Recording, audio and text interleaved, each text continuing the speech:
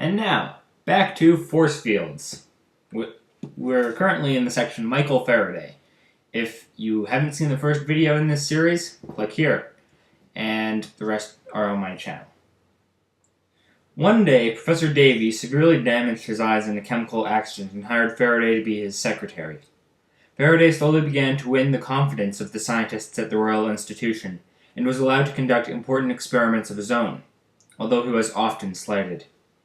Over the years, Professor Davy grew increasingly jealous of the brilliance shown by his young assistant, who was a rising star in experimental circles, eventually eclipsing Davy's own fame. After Davy died in 1829, Faraday was free to make a series of stunning breakthroughs that led to the creation of generators that would energize entire cities and change the course of world civilization. The key to Faraday's greatest discoveries was his force fields. If one places iron filings over a magnet, one finds that the iron filings create a spiderweb-like pattern that fills up all of space. These are Faraday's lines of force, which graphically describe how the force fields of electricity and magnetism permeate space. If one graphs the magnetic field of the Earth, for example, one finds that the lines emanate from the north polar region and then fall back to the Earth in the southern polar region. Similarly, if one were to graph the electric field lines of a lightning rod in a thunderstorm, one would find that the lines of force concentrate at the tip of the lightning rod. Empty space, to Faraday, was not empty at all, but was filled with lines of force that could make distant objects move. Because of Faraday's poverty-stricken youth, he was illiterate in mathematics, and as a consequence, his notebooks were not full of equations, but of hand-drawn diagrams of these lines of force. Ironically, his lack of mathematical training led him to create the beautiful diagrams of lines of force that can now be found in any physics textbook. In science, a physical picture is often more important than the mathematics used to describe. Historians have speculated on how Faraday was led to his discovery of force fields, one of the most important concepts in all of science. In fact, the sum total of all modern physics is written in the language of Faraday's fields. In 1831, he made a key breakthrough regarding force fields that changed civilization forever. One day, he was moving a child's magnet over a coil of wire when he noticed that he was able to generate an electric current in the wire without ever touching it. This meant that a magnet's invisible field could push electrons in a wire across empty space, creating a current. Faraday's force fields, which were previously thought to be useless, idle doodlings, were real, material forces that could move objects and generate power. Today, the light that you are using to read this page is probably energized by Faraday's discovery about electromagnetism. Side note, this isn't from the book. You're watching this on the internet. The servers that make YouTube run, make Google run, are powered by what this guy discovered. Big consequences. Physics is amazing. Physics history. Anyway, back to the book. A spinning magnet creates a force field that pushes the electrons in a wire, causing them to move in an electrical current. This electricity in the wire can then be used to light up a light bulb. This same principle is used to generate electricity to power cities of the world. Water flowing across a dam, for example, causes a huge magnet in a turbine to spin, which then pushes electrons in a wire, forming an electric current that is sent across high-voltage wires into our homes. In other words, the force fields of Michael Faraday are the forces that drive modern civilization, from electric bulldozers to today's computers, internets, and iPods. Faraday's force fields have been an inspiration for physicists for a century and a half. Einstein was so inspired by them that he wrote his theory of gravity in terms of force fields. I, too, was inspired by Faraday's work. Years ago, I successfully wrote a theory of strings in terms of the force fields of Faraday, thereby founding string field theory. In physics, when someone says, "He thinks like a line of force," it is meant as a great compliment. The four forces! Over the last 2,000 years, one of the crowning achievements of physics has been the isolation and identification of the four forces that rule the universe. All of them can be described in the language of fields introduced by Faraday.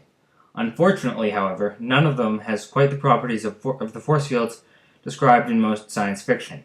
These forces are 1.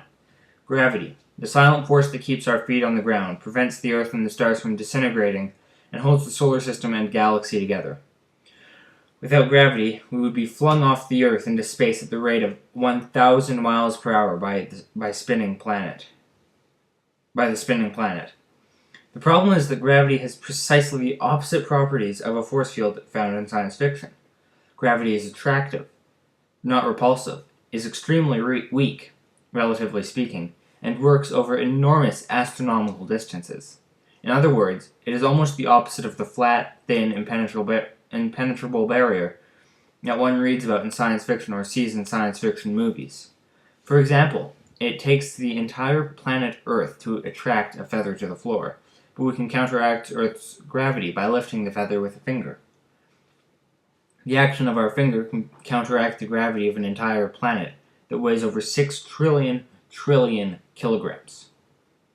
Number 2. Electromagnetism, or EM. The force that lights up our cities. Lasers, radio, TV, modern electronics, computers, the internet, electricity, magnetism, all are consequences of the electromagnetic force. It is perhaps the most useful force ever harnessed by humans. Unlike gravity, it can both be attractive and repulsive. However, there are several reasons that it is unsuitable as a force field. First, it can be easily neutralized. Plastics and other insulators, for example, can easily penetrate a powerful electric or magnetic field. A piece of plastic thrown into a magnetic field would pass right through. Second, electromagnetism acts over large distances and cannot easily be focused onto a plane. The laws of the EM force are described by James Clerk Maxwell's equations, and these equations do not seem to admit force fields as a solution. Number 3 and 4.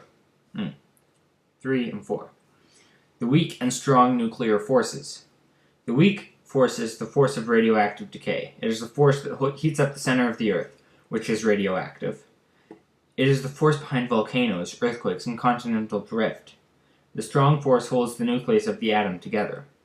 The energy of the sun and the stars originates from the nuclear force, which is responsible for lighting up the universe. The problem is that nuclear force is short-range force, acting mainly over the distance of a nucleus. Because it is so bound to the properties of nuclei, it is extremely hard to manipulate. At present, the only ways we have of manipulating this force are to blow subatomic particles apart in atom smashers or to detonate atomic bombs. Although the force fields used in science fiction may not conform to the known laws of physics, there are still loopholes that might make the creation of such a force field possible. First, there may be a fifth force, still unseen in the laboratory. Such a force might, for example, work over a distance of only a few inches to feet, rather than over astronomical distances. Initial attempts to measure the presence of such a fifth force, however, have yielded negative results. Second, it may be possible to use plasma to mimic some of the properties of a force field. Plasma is the fourth state of matter. Solids, liquids, and gases make up the three familiar states of matter, but the most common form of matter in the universe is plasma, a gas of ionized atoms.